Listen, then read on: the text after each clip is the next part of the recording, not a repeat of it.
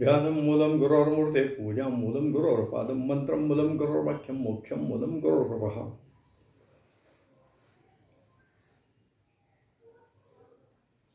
सर्व भक्तमंडळींना नमस्कार. मी प्रमोद रेंगे आणि आपण माझं यूट्यूब चॅनल मोक्षगुरू रामकृष्ण सरस्वती गुरु हे बघत आहात. या यूट्यूबच्या माध्यमातून मी माझ्या सद्गुरू रामकृष्ण सरस्वती महाराज यांनी भक्तांवर जी अनन्य कृपा केलेली आहेत त्याच्या प्रसंगाचं वर्णन करीत असतो. आणि आत्तापर्यंत मी वाटतं 120 व्हिडिओ केले. हा 121वा व्हिडिओ मी आपल्यासाठी सादर करतो आहे. आणि आजचा व्हिडिओ हा मी माझ्या स्वतःच्या अनुभवावरच सांगणार आहे. आणि त्याला कारण म्हणजे परवा प्रकाश डांगे यांचा मी अनुभव हा मोठं 119व्या व्हिडिओ सांगितला होता. आणि तोही बदलीच्या संदर्भातला होता. त्यामुळे मला हाही अनुभव माझा सांगावासा वाटतो. या ठिकाणी मी मागे आपल्याला नमूद केलं आहे की वित्त विभागाच्या स्पर्धात्मक परीक्षा जे महाराष्ट्र पब्लिक सर्व्हिस कमिशन घेतं त्या विभागीय परीक्षा असतात. आणि त्या पास झाल्यावर एखाद्या क्लार्कला राजपत्रित अधिकाऱ्याचं पदोन्नती मिळते. तर त्या परीक्षा आम्ही देण्याचं योजलं होतं. सद्गुरूंनी मला त्याच्याकरता भरभरून आशीर्वादही दिले होते. आणि मी मोठं 78च्या सुमारास ती परीक्षा पास झालो. आणि जून 1980मध्ये माझं राजपत्रित पदावर पदोन्नती झाली. आणि ती पुण्यातनं माझी मुंबईला बदली आली. आयुर्वेद संचालनालय असं त्या कार्यालयाचं नाव होतं. आणि तिथं मी काही मला गेल्यानंतर माझं तिथलच्या अधिकारी वर्गाशी काही फारसं सूत जमू शकलं नाही. कारण काय असेल तो भाग वेगळा आहे, पण माझं काही सूत त्यांच्याशी जमलं नाही. आणि त्यांना जे काही अपेक्षित गोष्टी होत्या ते मी करायला नकार देत होतो असा एक थोडाफार हे होता. आणि मी देखील तिथं नवीन होतो. नवीन वातावरणात आपल्याला कुणी फसवणार नाही ना याची मला खबरदारी घेणं भाग होतं. त्यामुळे त्या ह्याच्यातनं तो एक थोडं वातावरण बिघडलेलं होतं. त्यातच गुरुपौर्णिमा आली 1980ची. आणि त्या गुरुपौर्णिमेला मला जायचं होतं. वाटतं त्यावेळेस माझ्याकडून सोमवारी वगैरे काहीतरी अशी गुरुपौर्णिमा आलेली होती. आणि मी शनिवारी माझ्या रजेचा अर्ज दिला की मला सोमवारी असं एक दिवसाची किरकोळ रजा पाहिजे. आणि त्याच वेळेस माझ्या हाताखालचे एक ग्रस्त होते, हेड क्लार्क होते. त्यांना पण गुरुपौर्णिमेच्या उत्सवाला जायला त्यांनी रजा माझ्याकडे मागितली. त्यांची रजा मंजूर करण्याचा अधिकार मला होता. तेव्हा ती त्यांची रजा मंजूर केली. आणि माझा अर्ज माझ्या वरिष्ठांकडे पाठवला. संध्याच्या वेळेस त्यांनी मला बोलवलं. म्हटलं तुम्ही सोमवारी रजेवर आहात का? हो म्हटलं मी अर्ज दिला सर. ते म्हटले तुमच्या त्या हेड क्लार्कला पण तुम्ही रजा मंजूर केली, ते पण नाही सोमवारी. तुम्ही नाही, ते नाहीत, मग कसं काय व्हायचं? मी म्हटलं सर एका दिवसाचाच प्रश्न आहे, आम्ही एका दिवसात येणार आहोत, तसं काही फार हे नाही होणार. आणि आमचं दोघांचंही धार्मिक कारण एकच आहे, आम्ही आमच्या गुरूंचं पूजन करायला जाणार आहोत. तर मी त्याला पण रजा दिली आणि मला पण जायचं आहे. तर एवढं बोलल्यानंतर त्यांनी हो नाही म्हटलं असतं तर गोष्ट वेगळी आहे. मी जाऊ नका म्हटलं असतं तरी मला काही राग येतं काही कारण नव्हतं. पण त्यांनी उद्गार असे काढले की म्हणले तुम्ही लोक तुमच्या गुरूंचं पूजन करायला जाल आणि मग इथं जर काही एखादी आम्हाला फाईल लागली तर तुमचे गुरु मला आणून देतील का? आता प्रश्न हा सरकॅस्टिक कॉमेंट्स होत्या आणि हा अपमानास्पद होता. माझा नाही, माझ्या सद्गुरूंचा त्यांनी अपमान केला होता. मग एखाद्याचा बाप काढावा तशा भाषेतच हे ग्रस्त माझ्याशी बोलले. आणि मग मी त्यांना तोंडावर ताडकन उत्तर दिलं की म्हटलं अशा पद्धतीने तुम्हाला बोलायचं काही कारण नाही आहे. तुम्हाला रजा मंजूर करायची की नामंजूर करायची हा तुमचा अधिकार आहे, तुम्ही तो सांगा मला. आणि दुसरंही तुम्हाला सांगतो की मी जरी इथे नसलो आणि तुम्हाला माझी फाईल लागली तरी ती तुमच्या टेबलवर ऑफसूक येईल एवढा माझ्या सद्गुरूंचा अधिकार आहे. काय ते माझ्याकरता तो अधिकार बजावतील, तुम्हाला ती फाईल पण मिळेल. पण मी स्पष्टच बोललो त्यांना, तुमची तेवढी पात्रता नाही, तुमची तेवढी पात्रता नाही. आणि मग ते ठीक आहे, मी तुम्ही ते एक तर हाताखालच्या माणसाची रजा नामंजूर करा, नाहीतर तुम्ही करायला द्या. आता मी एकदा रजा मंजूर केलेली, मला नामंजूर करणं बरोबर वाटलं नाही, म्हणून मी म्हटलं ते रजेवर राहतील, मी कामावर येईल. म्हणजे मला लिहून द्या तुम्ही.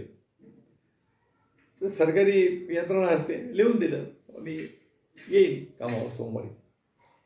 आणि शनिवारी रात्री 10 वाजता पुण्यात आलो. पुण्यात आल्यानंतर दुसऱ्या दिवशी रविवार होता. रविवार सगळ्या आमच्या मित्रमंडळींचं बोलणं आलं. आणि तो मित्र म्हणलं, तुम्ही आधार वेळेला सर्टिफिकेट भेटेल ना, कशा काय करतो ना, एवढं काय करतात ते. अरे म्हटलं ते असं असं आहे. ते म्हटले तुला ससूनचं सर्टिफिकेट देतो. म्हटलं ससून हॉस्पिटल सरकारी रुग्णालय आहे, मग त्यांचं सर्टिफिकेट घ्यायचं असं ठरलं. आणि तिथे जी काही ओळखी होत्या त्या ओळखीने मी तिथे गेलो आणि मला त्यांनी 8 दिवस विश्रांती घ्या म्हणून एक सर्टिफिकेट देऊन टाकलं. मी ते सर्टिफिकेट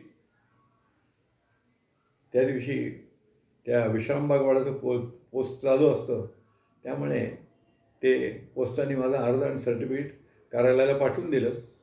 ते 2 दिवसांनी त्याला मिळालं. आणि अपेक्षेप्रमाणे सोमवारी मी काही कार्यालयात गेलेलं नव्हतं, त्यामुळे ऑफिसमध्ये भयंकर चिडाचिडी झाली. नंतर मला ऑफिसमधल्या लोकांचा एक निरोप आला की साहेब फार चिडले तुमच्यावर, अमके आहे तमके आहे. मी काय तिथं फिकीर केली नाही, हा भाग वेगळा आहे. मी नगरला गुरुपौर्णिमेला गेलो होतो. सोमवारचं गुरुपूजन झालं आणि गुरुदेवांना माहीत होतं माझं प्रमोशन झालेलं आहे जूनमध्ये. आणि आता जुलै महिन्यात तो आलेला आहे. त्यांना वाटलं गुरुपूजनाला आला आहे आणि मग मी जाईल. पण मी गुरुपौर्णिमा गेली, त्याचा दुसरा दिवस गेला, बुधवारी तिथे उजाडला. माझे काकाच तिथे राहत होते, मला काही अडचण नव्हती राहायला. मग बुधवारी मी जेव्हा परत दर्शनाला गेलो तेव्हा गुरुदेव म्हणाले, का रे प्रमोद तू एवढे दिवस कसं काही इथे राहिला, तुझं प्रमोशन झालं आहे ना, मग तुला कशी काय मिळाली. तर खरं म्हणजे मला या सगळ्या गोष्टी गुरुदेवांना सांगायच्या होत्या, अशातला भाग नव्हता काय. पण गुरुदेवांनी मला विचारल्यावर सांगावं लागलं आणि त्यांना हा सगळा किस्सा सांगितला. तर गुरुदेव म्हटले, अरे अशाने तुझं नवीन प्रमोशन झालं आहे, ते तुला त्या पदावरून काढून टाकतील किंवा अजून काही वेगळं होईल, तू असं का करतोस. तर मी त्यांना स्पष्टपणे सांगितलं. आता मला हे उत्तर कसं काय मी दिलं आहे मला माहीत नाही, पण मी त्यांना एवढंच सांगितलं की माझ्या सद्गुरूंचा ज्याने अपमान केला आहे त्या माणसाच्या हाताखाली मला कामच करायचं नाही, मग त्याचे परिणाम काही झाले तरी चालते. हे मी बोललो सद्गुरूंना. ही जुलै 1979ची घटना आहे. आणि गुरुदांनी मला समजून सांगायचा प्रयत्न केलाच होता, पण माझं उत्तर ऐकल्यावर ते जरा सीमितच झाले, काही बोलले नाही मला. आणि मग मी त्याच्या दुसऱ्या दिवशी परत पुण्याला आलो आणि अजून हुशारीपणा केला की अजून 8 दिवसाची रजा वाढवून टाकली आणि मी 15 दिवस रजेवर राहिले. 15 दिवसानंतर गेलो तर ते साहेब चिडलेलेच होते. ते म्हणले, तुम्ही सेंट जॉर्ज हॉस्पिटलचं सर्टिफिकेट येऊन या, मी तुम्हाला जॉईन करून येणार नाही. म्हटलं ससून हॉस्पिटल हे सरकारी रुग्णालय आहे, तिथे मी गेलो होतो आणि तुम्हाला पाहिजे असेल तर मला तसं पत्र द्या की ससूनचं चालणार नाही, मी कुठे जाईन. म्हटलं मी तुमच्याकडनं परवानगी घेतली आहे, पुण्याला मी राहतो आहे, पण पुण्याला आजारी पडलो तर पुण्यात जाणार असं मला नियम माहीत असं मी सांगितलं. त्याच्यानंतर काय आलं, आमचं तिथं फारच बिनसतं. मग पुढे 1 महिन्याभरात 2-1 महिन्याच्या रजेवर निघून गेलो. त्यानंतर त्यांनी माझा रिपोर्ट केला, मी माझ्या बदलीच्यासाठी आमच्या वरिष्ठांना सांगितलं आणि मला बदली मिळाली आणि नवीन कार्यालयात मी रुजू झालो. ती बदली साधारणपणे डिसेंबर महिन्यात इफेक्ट झाली होती, डिसेंबर 19. आमच्या डिपार्टमेंटचा एक असा परिपाठ होता की नवीन लोकांना पोस्टिंग दिल्यावर 1 वर्ष त्यांनी तिथे काम करायचं आणि 1 वर्षानंतर पुढच्या सीझनमध्ये पुण्यामध्ये ज्या काही रिक्त जागा असतील तिथं मुंबईच्या लोकांना ते आणत होते. म्हणजे रुटीन होतं, त्याला काही फार वशिला लावला पाहिजे असं काही नव्हतं. त्यामुळे मी ही गोष्ट कोणाला काही सांगितली होती अशातला भाग नाही. महाराजांना पण काही बोललेलं नव्हतं, कारण रुटीन मॅटर आहे, त्यात काही सांगायची मला फारशी गरज वाटली नाही. पण गंमत अशी झाली की त्या पुढच्या जुलै 80मध्ये ते बदल्यांचं वारं सुरू झालं आणि बदल्यांची आदेश पण तयार झाले. आता त्या बदल्यांच्या कार्यालयात म्हणजे आमच्या अकाउंट्स अँड ट्रेझरीचं जे डायरेक्टर आहे त्या कार्यालयामध्ये माझे एक मित्र काम करत होते, ते पण अधिकारी होते आणि ते आणि मी पुण्यामध्ये देखील बरंचसं एकत्र असायचो. ते भांडुपला राहायचे, मी डोंबिवलीला राहायचो, त्यामुळे गाडीने वगैरे एकत्र राहतो. मग त्या दिवशी संध्याकाळी मी खाली गेलो, ते मला भेटले, आमच्या गेटवर उभे होते. ते मग गेटवर उभे होते, आपली गप्पा सुरू झाल्या. म्हणजे अरे हेंगे ऑर्डर झाली बरं का पुण्याची. ते म्हणलं ऑर्डर झाली? म्हटलं कोणाकडे झाल्या बरं? म्हणजे त्यांची स्वतःची झाली होती, ते माझ्याबरोबर झाले होते मुंबईला, त्यांची स्वतःची झाली ती. म्हटलं असं का, किती लोकांनी झाल्या? म्हणजे माझं नाव आहे का नाही? नाही म्हटले तुझं नाव नाही. साहेब म्हणले यांनी आत्ता आपण जानेवारीतच बदली केली डिसेंबरमध्ये, तर 6 महिन्यात केवी त्यांची बदली करणार नाही, बघू आपण पुढच्या वेळेस त्यांचं. तर माझं नाव त्या ठिकाणी घालण्यात आलं होतं आणि मला चणेकरांनी संध्याकाळी 7:30च्या सुमारास 7-7:30च्या सुमारास सांगितलं. मग आम्ही लोकलनी घरी आलो.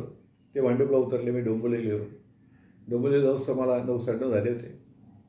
आता आपली बदली झाली नाही, थोडं मनात एक नैराश्य होतं, पण त्याला काही इलाज नव्हता. मध्ये जी काही घटना घडली होती त्यामुळे आमच्या मोठ्या अधिकाऱ्यांचं पण म्हणणं बरोबर होतं, 6 महिने कशी काय त्यांची बदली करणार आम्ही. मी पण म्हटलं काय गुरुदांची इच्छा असेल तर होईल, एवढं काय त्यात, अजून 6 महिने राहू आपण, त्यात काय हे नाही आहे. म्हणजे असं आहे, मी काही परत गुरुदांना प्रार्थना केली अशातला भाग नव्हता. पण भक्तवत्सलता कशी असते बघा. मी दुसऱ्या दिवशी सकाळी माझ्या ऑफिसमध्ये गेलो आणि 11 वाजता माझे मित्र परत माझ्या घराला आले. पण ते मला वाटेल तसं बोलायला लागले. ते म्हणले रेंगे तुझं हे वागणं बरोबर नाही. आणि म्हटलं झालं काय? ते म्हणले मी काल तुम्हाला तुमच्या बदलीचं सांगितलं, बदली झालेली नाही, आणि तू लगेच कुठल्या मिनिस्टरकडे गेला, काय झालं? साहेबांना फोन आला सकाळी. आज साहेबांनी फोनवर सांगितलं की ते रेंग्यांचं नाव काढले, ते घालून टाका, अमक्या माणसाच्या जागी घाला आणि त्यांना तिथं बदली देऊन टाका. आणि घरून साहेबांनी फोन केला आणि आत्ता ऑर्डर बदलली, आता दुपारी 2 वाजता इश्यू होईल. ते म्हणले तुम्हाला ते तिथे वाघे म्हणून माझे असिस्टंट डायरेक्टर होते प्रशासन बघणारे, त्यांनी तुला बोलवलं आहे. तर हा ग्रस्त असा माझा मित्र असून मला बोलला. मी त्याला म्हटलं अरे रात्री 9ला मी घरी पोचलो आहे, कुठला मिनिस्टर माझ्या ओळखीचं आहे? कोणी माझ्या ओळखीचं नाही आहे. आणि खरं माझ्या कोणी ओळखीचं नव्हतं. ते म्हणलं मी कशाला जातो मिनिस्टरकडे, मी कोणाकडे गेलो नाही. मी फक्त एवढंच म्हटलं की गुरुदेवांची इच्छा असेल तसं होईल, एवढंच घरी म्हणून झोपलेलो आहे मी, बाकी काही केलेलं नाही. अर्थात हे सगळं त्यांना सांगितल्यानंतर आम्ही गेलो तिथे जे वाघे साहेब आहेत त्यांना भेटायला गेलो. ते वाघे साहेब माझं अभिनंदन केलं. म्हणजे रेंगे तुमची बदली आम्ही पुण्याला केलेली आहे, काही काळजी करू नका, आता तुम्ही त्या जेल डिपार्टमेंटमध्ये बदली आली ती, आनंदाने तिथे काम करा. म्हटलं साहेब मी थोडी आपल्याला विनंती करू का? हो म्हणे करा की. म्हटलं आमच्या मित्राचा चणेकरांचा एक गैरसमज झाला आहे की मी रात्रीचं मिनिस्टरकडनं फोन केला आपल्याला म्हणून. ते म्हणले अरे मिनिस्टर वगैरे काही नाही, आपल्या मोठ्या साहेबांनीच मला घरून फोन करून सांगितले असं असं करा. आता त्यात त्यांचा काय येतो मला माहिती नाही, पण त्यांनी तुमचं नाव सांगितलं आहे तुम्हाला टाका म्हणून. आणि लगेच मी ऑर्डर बदलली आणि त्यामुळे आता ऑर्डर इश्यू होईल, 2 वाजता घेऊन जा ऑर्डर तुम्ही तुमची. मी एवढं चांगलं बोलले पाहिजे, मी कुठं गेलोच नव्हतो. मी त्याशी तुम्हाला सांगितलं की आम्हाला अधिकाऱ्यांना काहीतरी भेटण्यापेक्षा आमच्या गुरुदेवांच्याकडे काही सांगितलं की मग ते काम सुकर होत असतं, असा आमचा तरी अनुभव होता. काय असा आमचा अनुभव होता. त्यामुळे ते आमचं हायकमांडच आहे, काय हायकमांड म्हणा किंवा हॉटलाईन कॉन्टॅक्ट असं होतं. आणि हे सगळं का घडलं असं मी जेव्हा विचार केला की रात्रीत मी काही प्रयत्न केले नाही, पण ते घडलं. याचं कारण एवढंच होतं की सद्गुरू बऱ्याच वेळा आपली कळत नकळत परीक्षा घेत असतात आणि त्या परीक्षेत आपल्याला उत्तीर्ण व्हावं लागतं. आणि ते उत्तीर्ण ती परीक्षा म्हणजे दुसरं तिसरं काही नसून केवळ आपली निष्ठा कशी आहे तेवढंच ते तपासत असतात. 1979 साली त्या आयुर्वेदच्या कार्यालयात जी घटना घडली त्याच्यानंतर मी माझ्या सद्गुरूंवर जो निष्ठा दाखवली आणि माझ्या सद्गुरूंचा अपमान करेल त्याच्या हाताखाली मी काम करणार नाही असं गुरुदेवांनी सांगितलं होतं. पण या सगळ्या गोष्टीची दखल माझ्या गुरुदेवांनी घेऊन ठेवली होती आणि ते जरी मला बोलले नाही किंवा मी जरी त्यांच्याशी त्यावेळेस संपर्क साधला नव्हता तरी माझ्या अंतःकरणातून मी जे म्हटलं होतं की माझे गुरुदेव करतील तसं मी राहील. तर या सगळ्याचा एक परिपाक असा होता की ते अनंतकोटी ब्रह्मांड नायक आहेत. त्यांनी त्या मुंबईतल्या माझ्या बदली करणाऱ्या अधिकाऱ्याचं मन देखील बदललं आणि अक्षरशः 12-13 तासात ते मन बदललं. आदल्या दिवशी त्यांनी सही केली घरी जाताना आणि दुसऱ्या दिवशी सकाळी 10 वाजता घरूनच फोन केला आणि माझं नाव घालायला सांगितलं. तर हा चमत्कार हा गुरुकृपेचा आहे. माझे गुरुदेव भक्तवत्सल आहेत, अनंतकोटी ब्रह्मांड नायक आहेत आणि त्यांनी भक्तांची ही अशी काळजी घेतली आहे असं माझं तरी मत आहे. मी परत एकदा सांगतो की त्या वेळेस मी सद्गुरूंना परत प्रार्थना केलेली नव्हती. जुलै 1979 जी घटना घडली ती घटना सांगितली होती. त्यावर आमचा जो चर्चा झाली ती मी तुम्हाला सांगितली. त्याच्यानंतर मी काही गुरुदेवांना ते बोललेलं नव्हतं. माझी मध्यंतरी जेव्हा परत दुसऱ्या काळात बदली झाली ते सांगितलं होतं त्यांना. पण मला परत पुण्यात बदली लगेच पाहिजे असं काही त्यांना सांगितलेलं नव्हतं. कारण काय माहिती का, शेवटी बदली मागताना देखील आम्हाला काही ज्या मर्यादा असतात त्याचा विचार करावा लागतो. पण सद्गुरूंनी ती योग्य ती काळजी घेतली होती. मी कोणालाही न वाटता कोणालाही विनंती न करता माझी आपोआप बदली योग्य ठिकाणी म्हणजे माझ्या पुण्यात पाहिजे होती पुण्यात झाली, बाकी काही नाही. असा हा सद्गुरुकृपेचा हा अनुभव आहे. म्हणजे मला ते बोलण्याची शक्ती आणि युक्ती देणारे पण माझे सद्गुरूच आहेत. ज्यावेळेस मी या पद्धतीने रजेवर राहिलो होतो तेव्हा माझं प्रबोधन करायला अनेक मंडळी आलेले होते. तू असं वागू नको, तू ताबडतोब तिकडे जा, जॉईन हो, ते रिपोर्ट करतील, अमकं होईल तमकं होईल. मी त्या लोकांना आता गुरुदेवांना बोललो नव्हतं असं, पण त्या लोकांना स्पष्ट सांगितलं मी एकदा ठरवलं आहे, नाही म्हणजे नाही, त्याचे परिणाम काय व्हायचे असतील ते होतील, मी त्याची फिकीर करत नाही. हे माझे इतरांशी बोलताना शब्द होते. पण माझ्या गुरुदेवांवर अनन्य विश्वास होता. त्यामुळे माझ्या बाबतीत सगळं जे घडेल ते चांगलंच घडेल मला खात्री होती. हा माझ्या गुरुकृपेचा, गुरुदेवांच्या कृपेचा महिमा आहे असं मला वाटतं. आपण थांबू. श्री गुरुदेव दत्त.